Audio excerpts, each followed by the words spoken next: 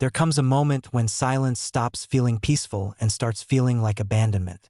You find yourself sitting in the same pew, reciting the same prayers, following the same rituals that once brought you comfort, and now they feel like echoes in an empty cathedral. The words that once filled your heart with divine connection now bounce off the walls of your consciousness like stones thrown into a dried well. This is not a crisis of faith. This is the birth of authentic spirituality. What you're experiencing is the collision between what Jung called the collective unconscious and your individual soul's calling toward wholeness. The religion that once served as your spiritual home may now feel like a beautiful cage, adorned with golden bars of doctrine and tradition, but a cage nonetheless. And your soul, that wild, untamed aspect of your being, is pressing against those bars, whispering a truth that terrifies and liberates in equal measure. There is something more. The religious structures that humanity has built over millennia are not inherently wrong. They are scaffolding, meant to support the construction of something greater. But there comes a point in every sincere seeker's journey where the scaffolding must be removed to reveal the temple that has been growing within. This moment, this spiritual threshold you're approaching, is what mystics throughout history have called the dark night of the soul. It is the space between who you were told you are and who you actually are. Jung understood this crisis intimately. He wrote, "The privilege of a lifetime is to become who you truly are. But to become who you truly are, you must first discover who you are not. The religious identity you've worn like a second skin, the spiritual concepts you've collected like trophies, the prayers you've memorized like incantations. These may all be beautiful, but they are not you. They are the costume you've worn to play the role of the spiritual seeker, but they are not the seeker itself. Right now, in this moment, you are standing at the edge of an irreversible transformation. The comfortable certainties of your religious upbringing are beginning to crack like ice in the spring sun.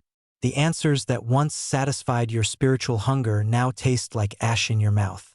The community that once felt like family now seems to speak a language you no longer understand. And in this dissolution, in this spiritual disorientation, something profound is being born. This is the moment when your authentic spiritual journey begins. Not the journey prescribed by doctrine or tradition, but the journey written in the secret language of your own soul. It is the moment when you stop seeking God outside of yourself and begin the terrifying, exhilarating work of discovering the divine that has been waiting patiently within you all along. The question is not whether you will cross this threshold. The question is whether you will cross it consciously, with courage and compassion for yourself, or whether you will resist until life itself forces you across. Because make no mistake, this crossing is inevitable. The soul will not be contained forever. The authentic self will not remain hidden behind the masks of religious conformity indefinitely. The time of spiritual awakening is not a choice you make. It is a destiny you either embrace or have thrust upon you. You are not losing your religion. You are finding your soul. And that soul, that essential core of your being, is far more vast and mysterious than any religious framework could ever contain. It is time to let the scaffolding fall away and see what you have been building all along. The moment you acknowledge that your current spiritual path no longer serves you is the moment your ego begins its slow, inevitable dissolution. This is not a gentle process. The ego, that constructed sense of self that has been your primary identity for so long, does not surrender easily. It fights like a cornered animal, clinging to familiar beliefs and practices even when they no longer nourish your soul. Jung called this the encounter with the shadow, the parts of ourselves we have rejected, denied, or hidden away in service of maintaining a socially acceptable spiritual identity. But the shadow is not just our darkness. It is also our unlived life, our authentic power, our true spiritual nature that has been suppressed by the need to fit into religious molds. Think of it this way. Imagine you have been living in a house with beautiful stained glass windows. The light that filters through is lovely, but it is also colored, distorted, shaped by the glass. Your religious upbringing has been like those stained glass windows, beautiful, meaningful, but ultimately filtering and shaping the divine light before it reaches you. Now, suddenly, you're being called to step outside the house entirely, to experience the raw, unfiltered light of spiritual truth. This is terrifying for the ego. The ego loves the stained glass windows. They provide structure, meaning, safety. They tell you what to believe, how to pray, what to expect from the divine. Without them, you are exposed to the infinite, overwhelming brightness of spiritual reality. The ego would rather remain in the colored light than risk the blindness that comes from seeing the sun directly. But your soul knows better. Your soul has been waiting patiently for this moment, this great unmasking. It has been sending you signs for months, maybe years. The restlessness during prayer, the questions that wouldn't quiet, the sense that you were playing a role rather than living authentically. These were not signs of spiritual failure. They were signs of spiritual readiness. The false self, that carefully constructed religious persona, begins to crumble like a sand castle touched by waves. The prayers that once felt sacred now feel hollow. The rituals that once seemed meaningful now feel mechanical.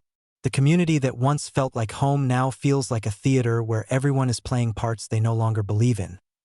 This is when the real spiritual work begins. Not the work of following prescribed practices or believing predetermined truths, but the work of archaeological excavation, digging through layers of conditioning, expectation, and inherited belief to find the bedrock of your authentic spiritual nature.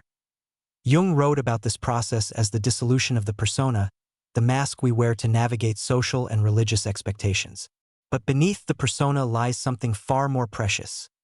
The true self, the authentic spiritual being that has been waiting to emerge. This true self doesn't need the validation of religious authorities or the comfort of collective belief. It draws its power from a direct, personal relationship with the divine. The breaking apart of your false spiritual self is not a breakdown. It is a breakthrough. It is the moment when you stop being a consumer of spirituality and become a creator of it. It is the moment when you stop seeking God in the words of others and begin writing your own sacred text in the language of your lived experience.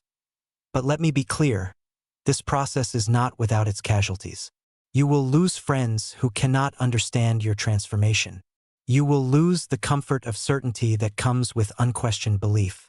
You will lose the sense of belonging that comes from being part of an established spiritual community. These losses are real and they hurt. The ego grieves them like deaths because in a sense, they are deaths, the death of who you thought you were supposed to be. Yet in this dying, something magnificent is being born. Your authentic spiritual nature, freed from the constraints of religious conformity, begins to unfold like a flower that has been growing in darkness finally reaching sunlight. You begin to trust your own spiritual instincts, to follow your own inner guidance, to create your own sacred practices that feed your soul rather than satisfy external expectations. This is the great paradox of spiritual awakening. You must become nothing to become everything. You must lose your religion to find your spirituality.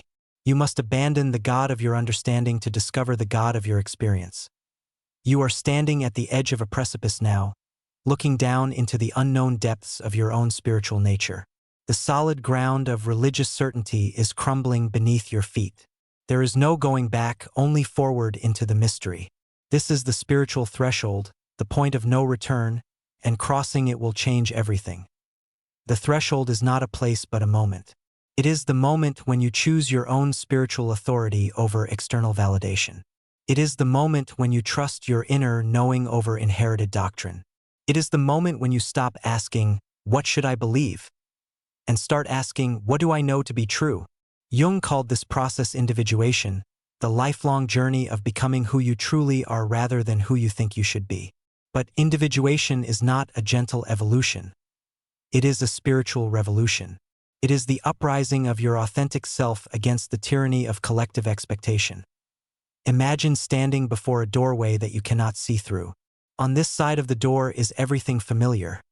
Your religious community, your established practices, your comfortable beliefs. On the other side is the great unknown, your authentic spiritual path, uncharted and uncertain. The door itself is made of your own courage, and the key is your willingness to trust yourself more than you trust the traditions that have shaped you. This is the moment that separates the spiritual tourists from the true seekers. The tourists will turn back, choosing the safety of the familiar over the adventure of the unknown. But you who have felt the stirring of something greater within you, you are being called to step through the doorway. The call comes not from outside but from within. It is the voice of what Jung called the self, not the small self of ego and personality, but the larger self that connects you to the divine source of all existence. This self has been waiting patiently for you to exhaust your search in external places so that you might finally turn inward and discover the treasure that has been there all along. The crossing of the threshold is marked by a shift in the quality of your attention. Where once you looked outward for spiritual guidance, now you look inward. Where once you sought validation from religious authorities, now you seek confirmation from your own direct experience. Where once you followed prescribed spiritual practices, now you create practices that arise organically from your own spiritual needs. This shift is often accompanied by what feels like a loss of spiritual community. The people who once shared your religious journey may no longer understand your path. The conversations that once nourished your spiritual growth may now feel superficial or constraining. You may find yourself spiritually alone in a way you have never experienced before. But this aloneness is not abandonment. It is autonomy. You are not losing your spiritual community. You are discovering your spiritual independence. You are learning to be your own spiritual authority, to trust your own direct experience of the divine, to create your own sacred practices that serve your individual journey toward wholeness. The labyrinth becomes a perfect metaphor for this stage of the journey. Unlike a maze, which has dead ends and false paths, a labyrinth has only one path that leads inexorably to the center. But the path is not straight. It winds and turns, sometimes seeming to lead away from the center before circling back toward it. This is the nature of spiritual individuation. Not a linear progression but a spiral dance that gradually draws you deeper into your own authentic spiritual nature. That as you walk this labyrinthine path, you begin to encounter aspects of yourself that have been hidden in the shadow of your religious persona. Perhaps you discover a capacity for mystical experience that doesn't fit within the boundaries of orthodox belief. Perhaps you find yourself drawn to practices or perspectives that would have scandalized your former religious community. Perhaps you begin to question fundamental assumptions about the nature of divinity, morality, or spiritual truth. These discoveries are not departures from your spiritual path. They are arrivals at your spiritual destination. They are the emergence of your authentic spiritual nature, freed from the constraints of collective belief and external validation. They are the flowering of your individual relationship with the divine, unique and unrepeatable as your fingerprints. The threshold crossed, you now face the challenge of integration. How do you live from this new frequency of awareness? How do you navigate a world that still operates largely from the old paradigm of external spiritual authority? How do you honor your authentic spiritual nature while still engaging meaningfully with others who may not share your journey? This is where the rubber meets the road in spiritual awakening. It is one thing to have a mystical experience or a profound realization. It is another thing entirely to embody that experience in your daily life. The spiritual insights that seem so clear in moments of deep meditation or contemplation can become murky when you attempt to apply them to the messy realities of human existence. Living from your new frequency requires a fundamental shift in how you relate to yourself and others. You can no longer rely on external validation to confirm your spiritual worth.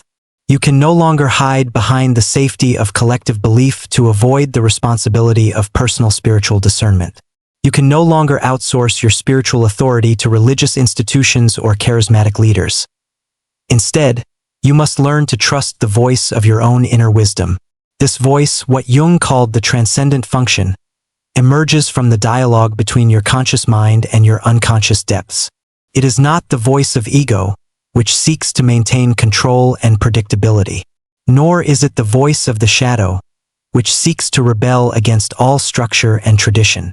It is the voice of the self, which seeks to integrate all aspects of your being into a coherent whole. This inner voice speaks in whispers, not shouts. It communicates through intuition, synchronicity, and the subtle promptings of your deepest knowing. Learning to hear and trust this voice requires a quality of attention that our culture rarely cultivates, the ability to be still enough to hear what is arising from within rather than being constantly reactive to what is pressing in from without. Your relationship with time begins to shift.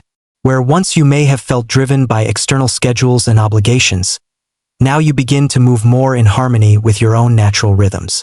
You may find yourself waking earlier to make time for practices that nourish your soul, or staying up later to engage in creative work that expresses your authentic nature. You begin to understand that time is not just a resource to be managed but a medium through which your spiritual life unfolds. Your relationship with others also undergoes a profound transformation. You may find that some relationships that once felt essential now feel superficial or draining. This is not because you have become judgmental or superior, but because you can no longer participate in relationships that require you to suppress your authentic self.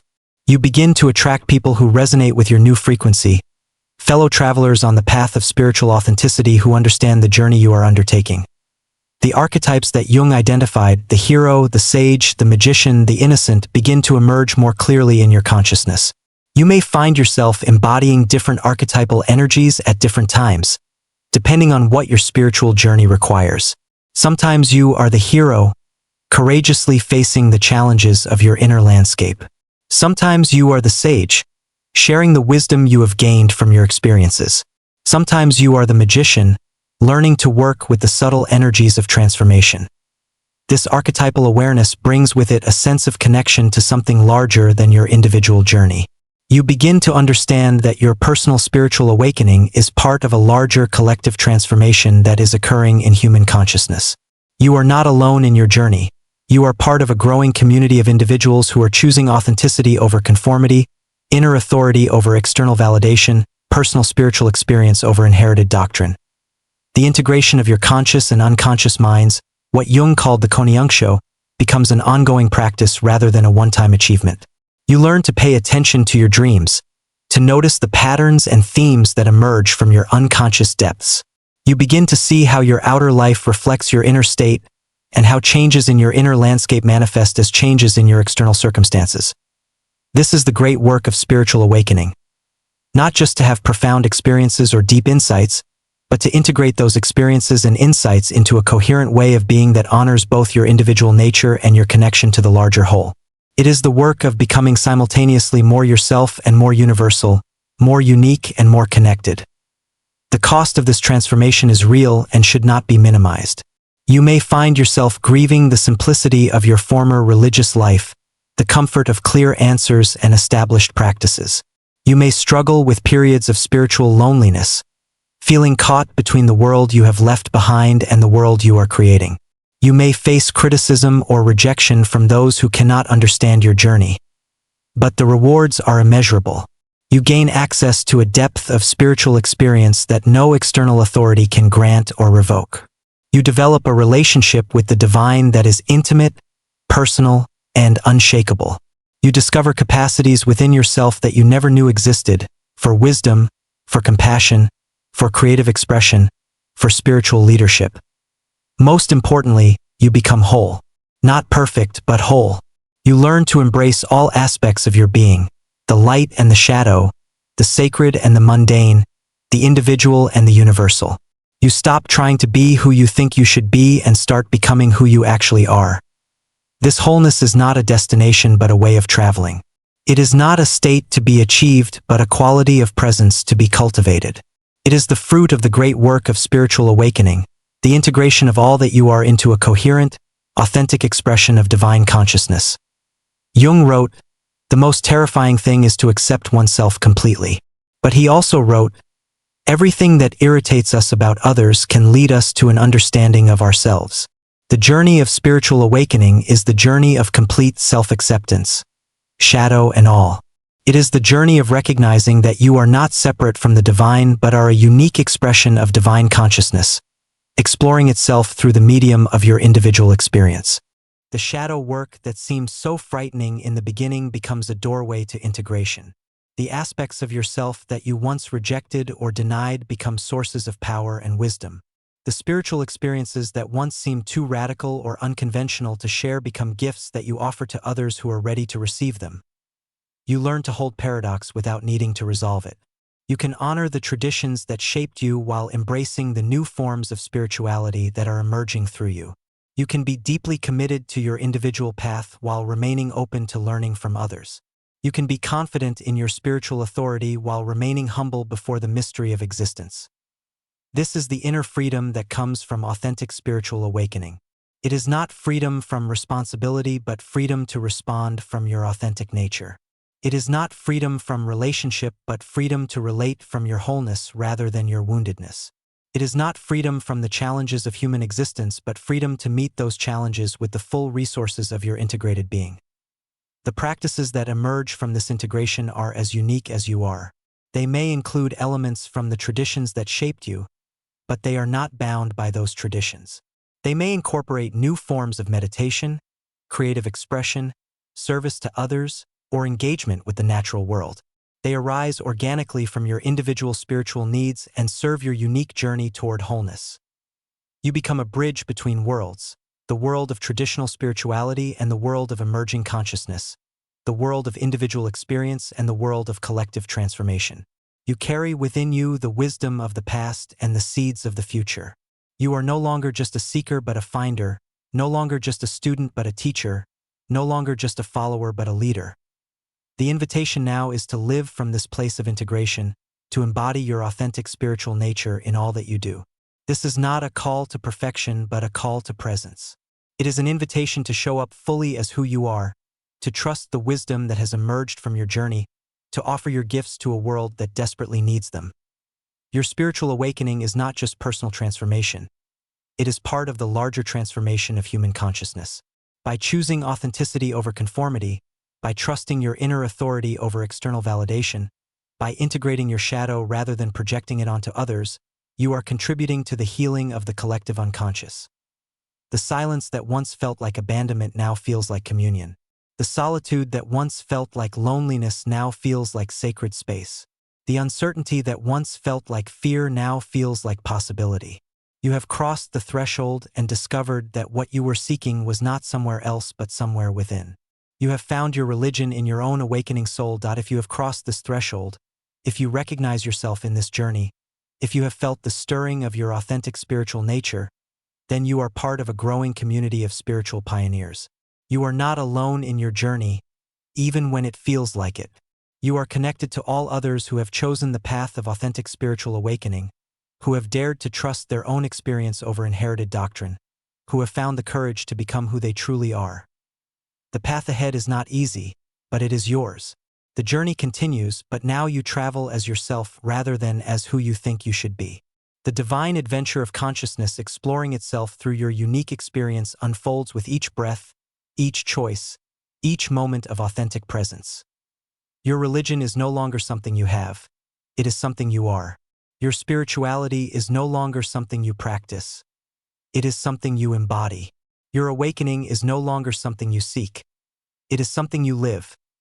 Silence is your sword, cutting through the illusions that once bound you. Awareness is your shield, protecting you from the projections of those who would have you return to sleep. You are awake, and awakeness is your natural state. You are whole, and wholeness is your birthright. You are free, and freedom is your gift to the world. The journey continues, but now you travel as yourself. Welcome to your authentic spiritual life. Welcome to the religion of your own awakening soul.